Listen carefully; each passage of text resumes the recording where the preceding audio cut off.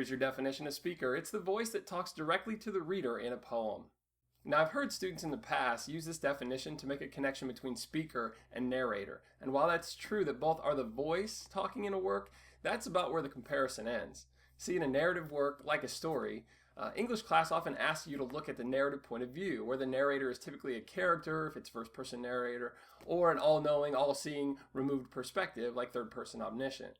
But in poetry, when we discuss the speaker in a work, we are looking for a clue within the poem that supports inferences, or educated guesses, about the characteristics of the speaker. This means that you should not assume that the speaker is the author, or that the speaker is a person or a character that you could name with a proper noun. So instead, when I try to find the speaker in a work, I pretend that I'm a detective investigating a crime, and that it's my job to deliver a profile of the suspect. Yes, we're looking for a Caucasian man, ages 30 to 40, who is educated, likes literature, and likely has seen one too many TV crime dramas. Anyway, now that you understand a little bit more about speaker, let's look at the poem We Real Cool by Gwendolyn Brooks and attempt to identify the speaker in this poem. We Real Cool by Gwendolyn Brooks. The pool players 7 at the Golden Shovel. We real cool. We left school. We lurk late. We strike straight. We sing sin. We then gin. We jazz June. We die soon. Well, that's kind of morbid. What a weird way to end. Anyway. Okay, so it's time to identify the speaker. My first inference is going to be that the speaker is a teenager, and I'm drawing that conclusion from the left school portion of the second line. Now, I get that this could have been a 50-year-old who went back to college and whatever, but let's be real. Next, I'm going to attempt to identify the speaker's gender. Warning, this is not a time to get offended by gender stereotypes. Okay, I get that gender stereotypes are a thing of the past, but so is this poem, and I'm trying to provide poetic analysis here. Cut me a little slack. That said, I'm going to identify or profile this speaker as a teenage male, and my reasoning is as follows. 1.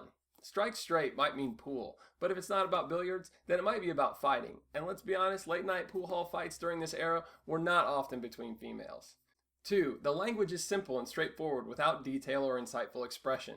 Sorry to teenage guys out there, but that's a description that fits a lot of the teenage boys that I know. Though not all of them, so calm down.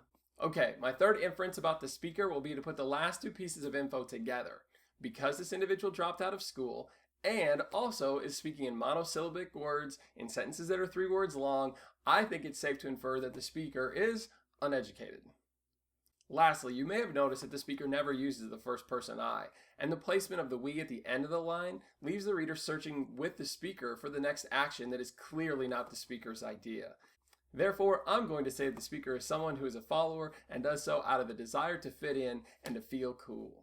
So if I'm asked to identify the speaker in Gwendolyn Brooks' poem We Real Cool, I would write the following. The speaker in Brooks' poem is a teenage boy who is both uneducated and is also someone who is a willing follower in a group who's trying to just fit in and be cool.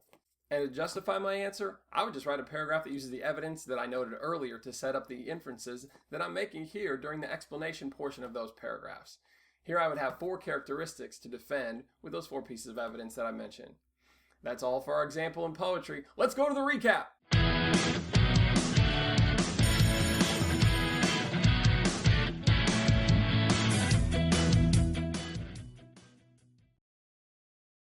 The speaker is the voice that talks directly to the reader in the poem. Hey, remember, we're not trying to find a narrative point of view here. You're going to put on your detective hat and start looking for clues that you can build inferences off of and arrive at a set of characteristics that describe the speaker or persona. Thanks for learning about how to identify the speaker in a poem with me today. If you have additional questions, be sure to follow up with your small group teacher.